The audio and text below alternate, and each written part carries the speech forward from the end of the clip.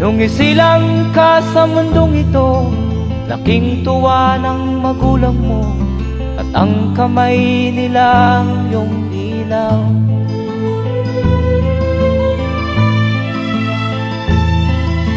At ang nanay at tatay mo'y di malaman ang gagawin, namasdan pati pagtulog mo.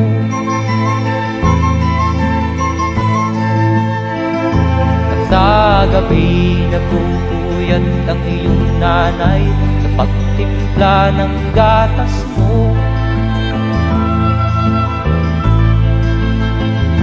At sa umaga na may kalong ka ng iyong amang tuwang-tuwa sa'yo.